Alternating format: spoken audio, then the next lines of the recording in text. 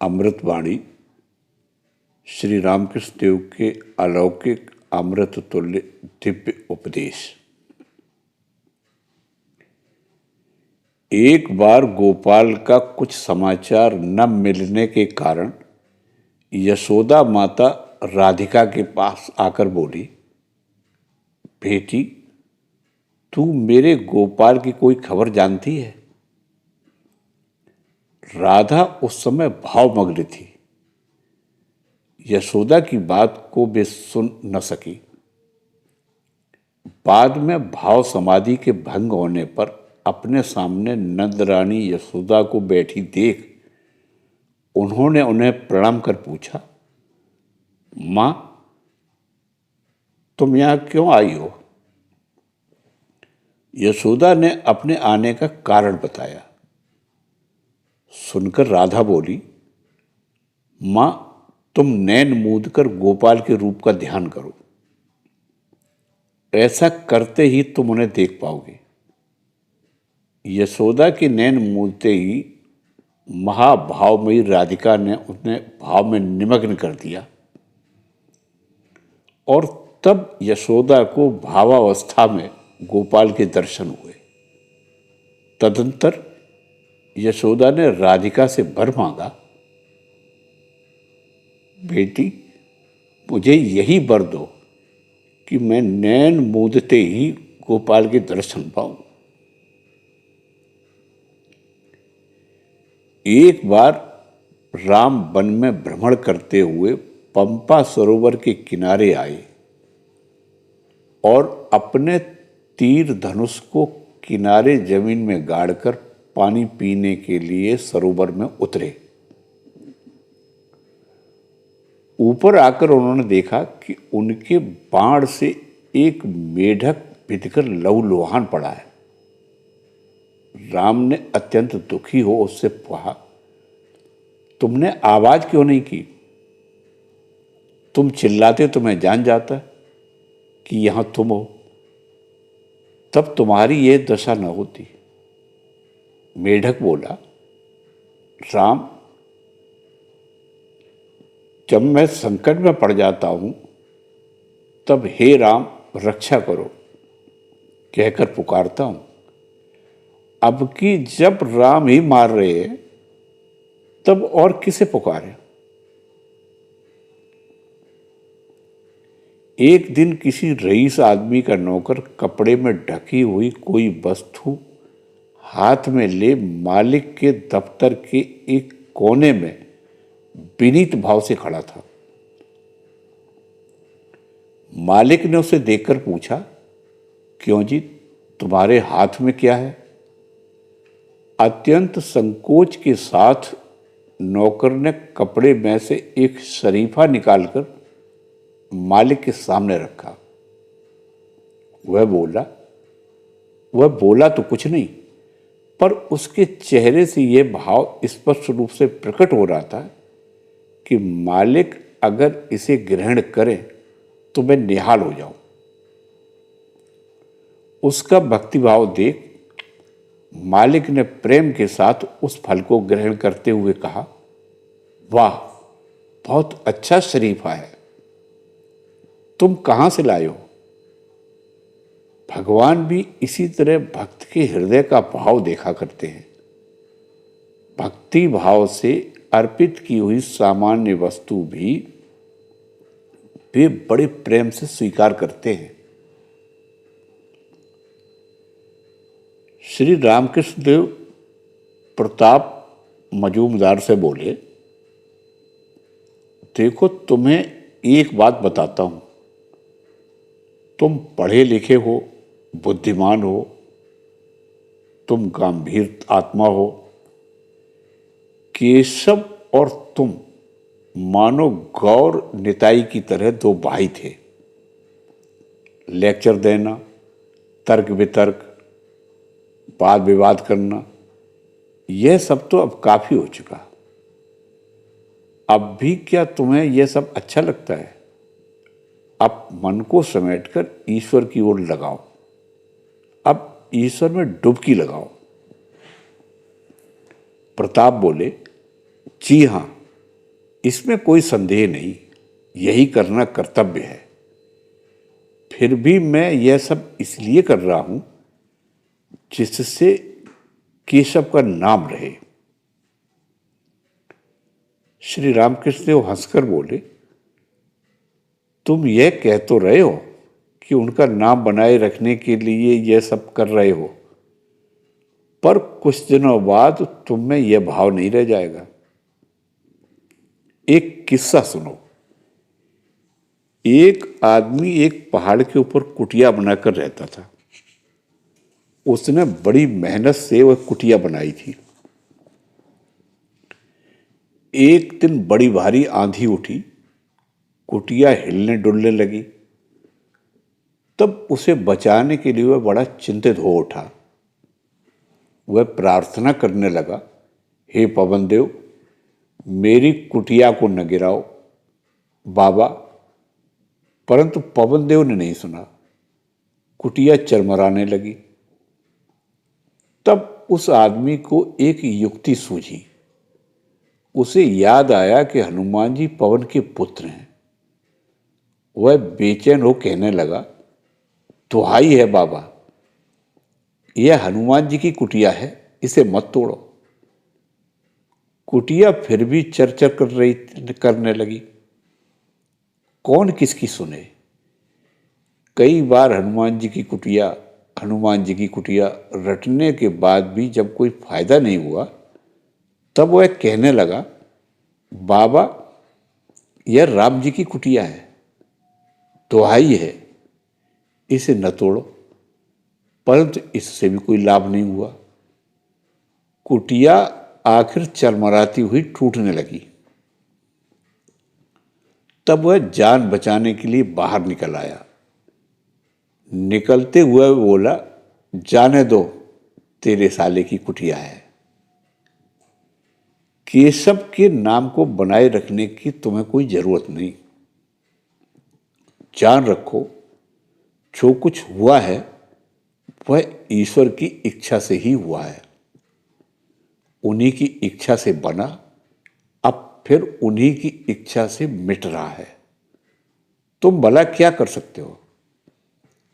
तुम्हारी अब यही कर्तव्य है कि तुम संपूर्ण मन को ईश्वर में लगाओ, उनके प्रेम सागर में कूद पड़ो। एक आदमी किसी साधु के पास जाकर अत्यंत दीन भाव दिखाते हुए बोला, महाराज, मैं बड़ा अधम हूं, मैं आपकी क्या सेवा करूं। साधु ने उसके मनोभाव को समझते हुए कहा, तुम ऐसी कोई वस्तु ले आओ जो तुमसे भी हीन हो। उस साधु ने सोचा, भला मुझसे हीन वस्तु और क्या हो सकती है। एकमात्र विष्ठा ही मुझसे हीन होगी। ऐसा सोचा वह मैदान में विष्ठा लाने के लिए गया, पर उसके निकट आते ही विष्ठा बोल उठी, मुझे मत छुओ, मैं पहले देवताओं के भोग में चढ़ने वाली सुंदर मिठाई थी, पर एक बार तुम्हारे संपर्क में आते ही मेरी ऐसी दशा हो गई कि मेरे पास आते ही लोग नाक पर कपड़ा लगाकर दूर हट जाते हैं। अब तुम मुझे फिर छूने आए हो। तुम्हारे स्पर्श से न जाने कैसी और भी क्या दुर्दशा होगी। मुझे मत छुआ। यह सुनते ही उस आदमी में यथार्थ दीनता का भाव आ गया। एक बार नारद के मन में अभिमान उत्पन्न हुआ, मेरे जैसा भक्त कोई नहीं। भगवान नारद का यह भाव जान गए। उन्होंने कहा, नारद, अमुक स्थान पर मेरा एक भक्त रहता है, उससे मिलाओ। नारद ने वहां जाकर एक किसान को देखा। वह किसान सुबह उठ केवल एक बार हरि नाम का उच्चारण कर हल खेत खेत में चला रहा था। खेत में उसने दिन भर काम किया, फिर घर आ रात को सोते समय वह और एक बार हरि का नाम लेकर सो गया। यह सब देखकर नारद ने मन ही मन कहा, वाह रे वाह, भगवान इसी को भक्त कह रहे हैं। भक्त का लक्षण तो इससे कुछ भी नहीं दिखाई देता। फिर नारद ने भगवान के पास जाकर अपना मनोभाव प्रकट किया। तब भगवान बोले, नारद, तुम इस तेल से भरी कटोरी को हाथ में ले गोलोक धाम का भ्रमण कर जाओ, परंतु देखना एक बूंद तेल छलक न पाए। भगवान के आदेशानुसार नारद हाथ में तेल का कटोरा लिए गोलोक भ्रमण कर आए। तब भगवान ने पूछा, नारद, गोलोक भ्रमण करते समय तुमने मेरा कितनी बार स्मरण किया? नारद बोले, भगवान, मैं एक बार भी आपका स्मरण नहीं कर सका। भला करता भी कैसे? आपने मुझे जो तेल की कटोरी दी थी वह लबालब भरी हुई थी, उसमें से तेल छलक न पाए, इस भय से मुझे उसी ओर पूरी दृष्टि रखकर बहुत ही संभल संभल कर चलना पड़ा। भगवान ने कहा, नारद, एक कटोरी तेल के भय से तुम्हारे जैसा भक्त मुझे भूल गया, फिर वह किसान कितना बड़ा भक्त न होगा जो सिर पर यह प्रचंड संसार का भार ढोते हुए भी दिन में कम से कम 2 बार तो मेरा नाम लेता है, मुझे स्मरण करता है। किसी समय एक स्थान पर 2 योगी भगवत प्राप्ति के लिए साधना कर रहे थे। एक दिन देवर्षि नारद उस ओर से गुजरे। उन योगियों में से एक ने नारद से पूछा, क्या स्वर्ग से आ रहे हैं? नारद बोले, हां। योगी ने कहा, अच्छा बताइए तो भला भगवान इस समय स्वर्ग में क्या कर रहे हैं? नारद बोले, मैंने आते समय देखा कि भगवान सुई के छेद में से ऊंट और हाथियों को पार करा रहे हैं। सुनकर योगी ने कहा, इसमें कोई अचरज नहीं है, भगवान के लिए कुछ भी असंभव नहीं। किंतु दूसरा योगी बोल उठा, यह असंभव है, तुम स्वर्ग नहीं गए। पहला योगी भक्त था, उसमें शिशु की तरह सरल विश्वास था। वह जानता था कि भगवान के लिए कुछ भी असंभव नहीं, भगवान का स्वरूप कोई नहीं जान सकता। एक बार किसी का लड़का इतना बीमार पड़ा कि उसके बचने की कोई आशा नहीं रही। जब उसके प्राण अब तब हो रहे थे, उस समय किसी ने बताया कि एक उपाय है।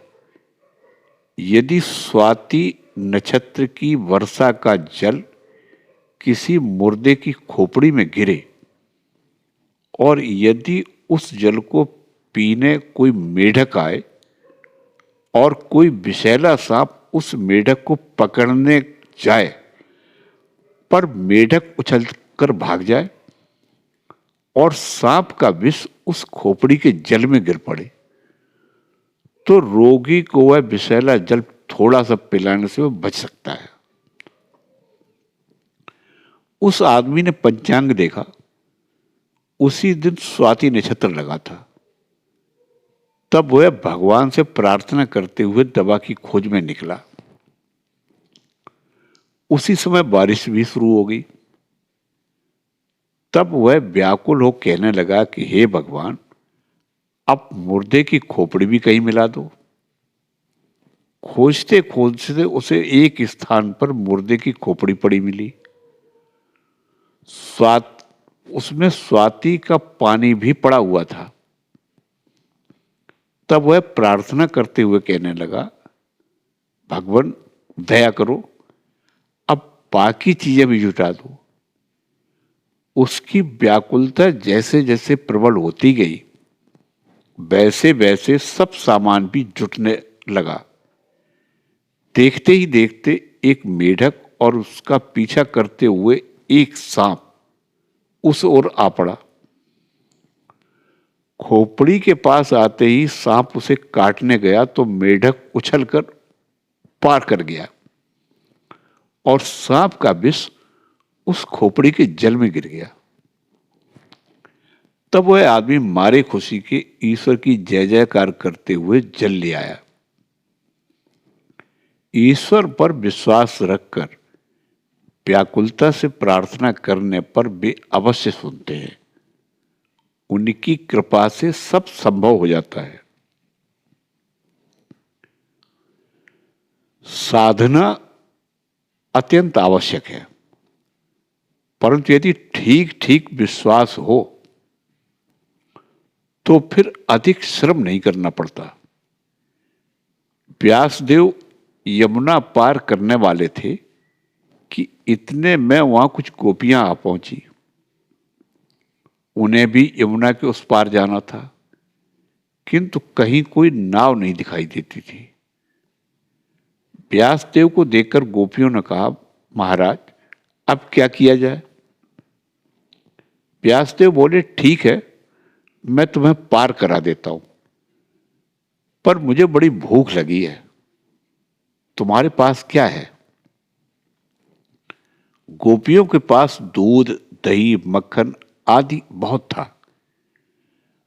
व्यासदेव के आगे रखते ही वे सब कुछ खा गए। तब गोपियों ने पूछा, महाराज पार जाने का क्या हुआ?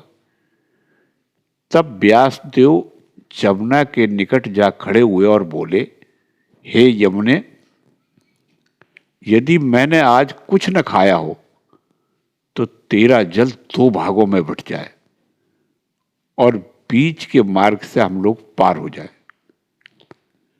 व्यासदेव के ऐसा कहते यमुना का जल 2 भागों में विभक्त हो गया और बीच में से रास्ता बन गया।